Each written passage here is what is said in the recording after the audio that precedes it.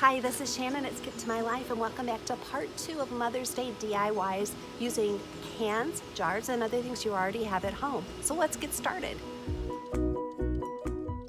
The first project is going to be what I'm calling a puff holder. They're those little facial puffs that you can use to take makeup off. I got this jar at Aldi. It was a jam jar, and it fit the size of these little round puffs perfectly. I bought these either at Walmart or Dollar Tree. They're kind of a standard size, and I just packed that cute little jar with those. This is a very simple craft. It would be a great craft to do with a child or grandchild.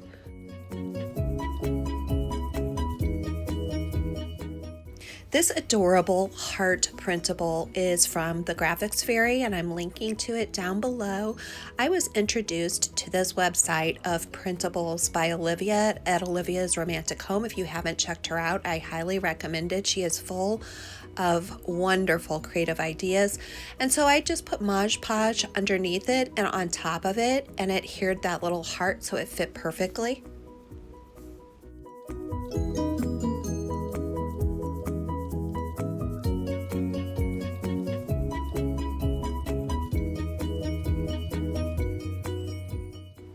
I want to give you an apology for the state of my hands in these videos. I did all 10 of these crafts in 2 days, and so as much as I try to keep my hands clean and pretty, I do end up using my fingers on almost every project. It's just a habit. So I got those little air bubbles and wrinkles out, just smoothing over the Mod Podge with my fingers, and I also ran my finger around the edge of that heart to get the extra glue. And here's the finished project. Who wouldn't love this, just with a cute little bow?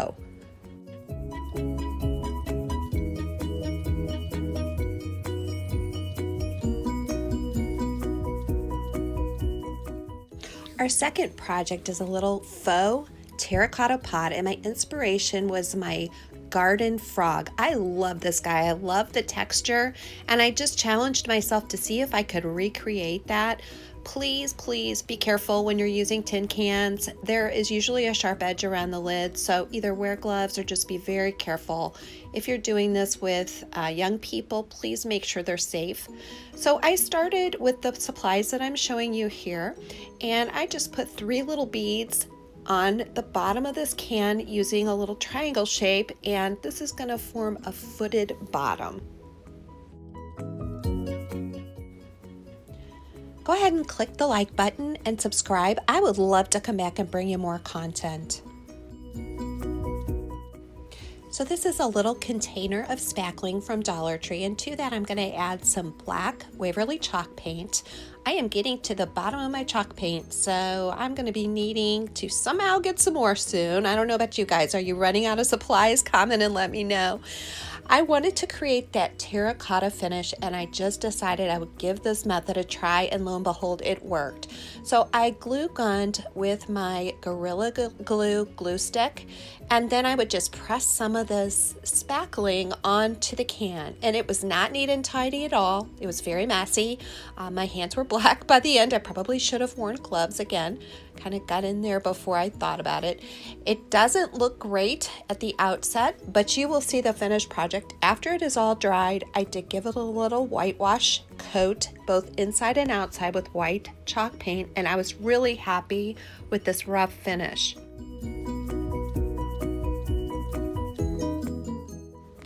So now to get that look of terracotta, the depth, I'm using a brown terracotta colored paint, and these are just paints that I had in my stash. I'm also using a little bit of black and a little bit of an olive green, and really just experimenting as I go around. I used a fan brush. I think that helped a little bit.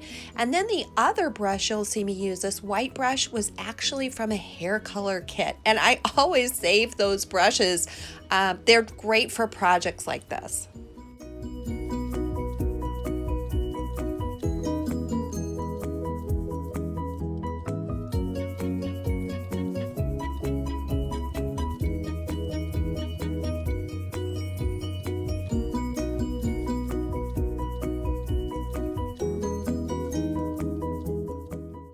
This next project was inspired by a post of Sarah Jane's on Chic on the Cheap. I will link to both Olivia's Romantic Home and Chic on the Cheap for you. These are great YouTube channels if you haven't discovered them already. So I am just putting some of those gems inside another one of those jam jars that I got from Aldi, and with one of those garden lights that I removed from the stake, I'm gluing that to the top. This is another ultra simple but oh so cute project.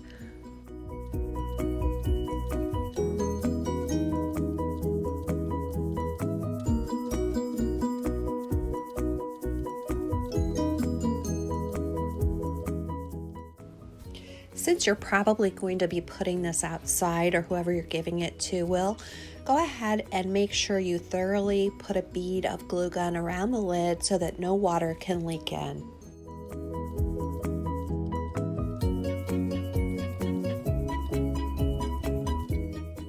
You could definitely leave this project as is. In fact, it would be fun to make a lot of these with different color beads inside, but I decided I wanted to make this coordinate with my front door mat, which is a buffalo check.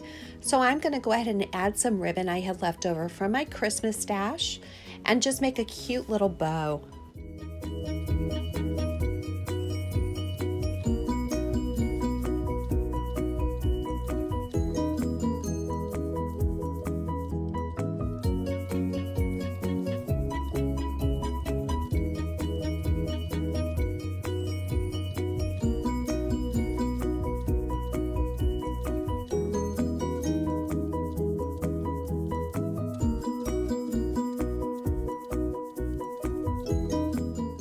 If you haven't already, hit that like button, give me a thumbs up, and subscribe. I would love to get to know you better. Please leave a comment down below and let me know which one of these crafts is your favorite.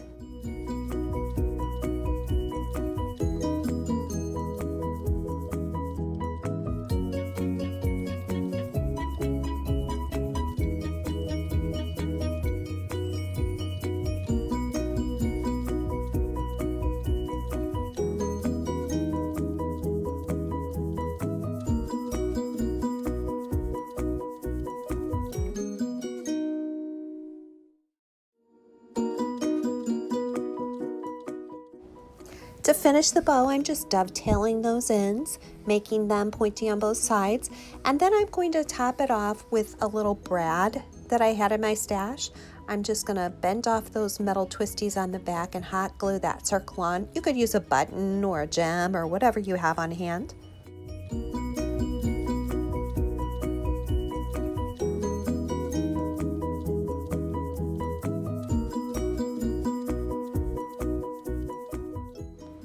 And here's what this project looked like both during the day and then at night. I ended up taking a picture in my laundry room for you because it was just way too dark outside, but I think you get the idea of both looks, and I love the way this turned out. This next project is what I'm calling a room scent. It's using an empty spice bottle, and the shaker top will release the scent of the fragrance beads. I just bought those at Dollar Tree. You could definitely leave it clear and let those pretty beads show through.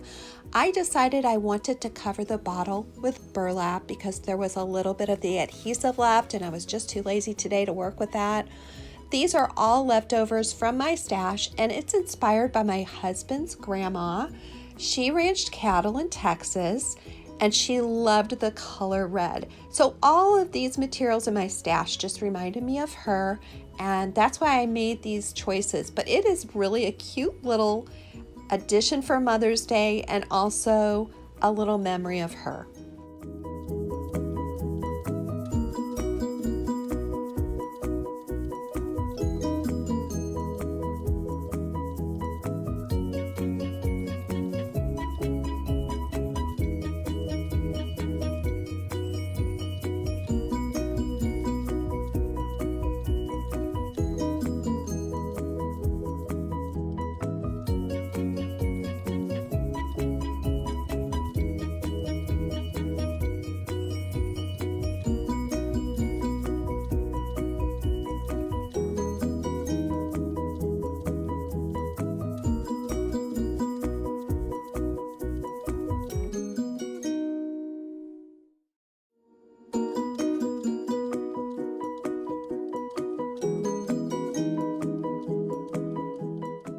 Comment below and let me know how you're planning to spend Mother's Day this year. I know it's a challenging year for a lot of us.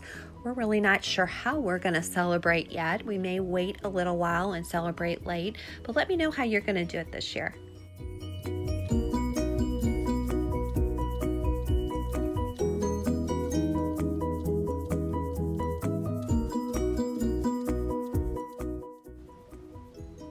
Now, this last project was one of my favorites. I like to save everything because you just never know when it's going to come in handy.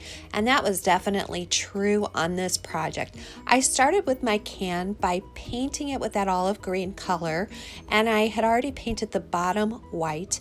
Then I just got out my stash of leftover leaves from silk flower arrangements and odds and ends, some moss, and I will tell you that it's really important to wear some gloves. These are some cute little garden gloves from Dollar Tree.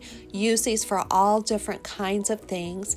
But it's important because otherwise you will definitely burn your fingers on this project. So please be careful. Also with the can, again, please be careful that you don't cut your fingers. So you'll see me just gluing like crazy. I'm going to put a little bit of that moss on, shake it off, put a little bit more on, shake it off. This was a free form project, and I think that's why it was so much fun.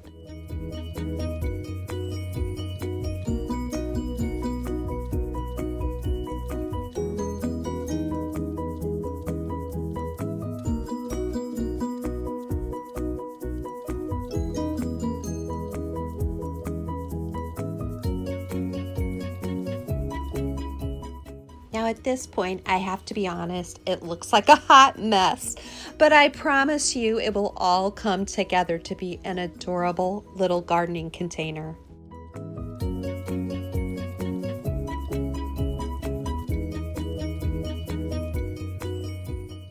Whenever I'm working with moss, I always give it a generous spray with hairspray.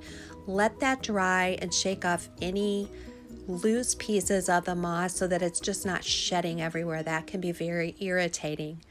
After I've done that, I'm going to go ahead and take this bag. It's a leftover burlap gift bag from Easter, and I'm going to make a little liner for this tin. You notice I didn't paint the inside, and that's why.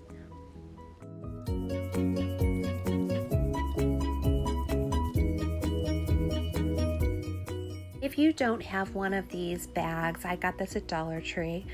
You can definitely use an old piece of burlap. You could even use a paper bag that you've wrinkled up and formed to fit to the inside. You could use some leftover fabric, whatever it is you have that seems kind of outdoorish and rustic.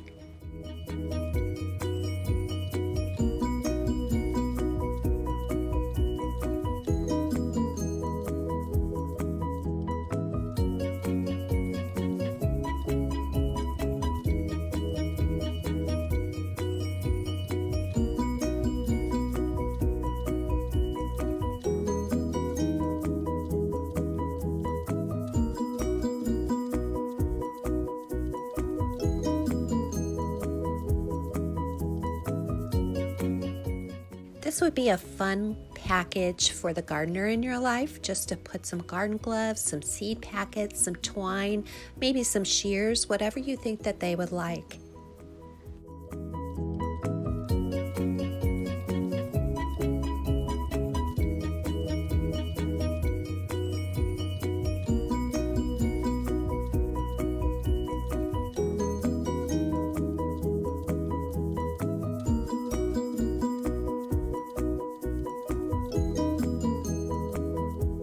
If you're looking for an upscaled book on a downsized budget, I am here for you. It's a gift to my life. It's been so much fun to share this week with you. I hope that you come back soon. Don't forget to give me the thumbs up and subscribe for more great content, and we'll see you next time.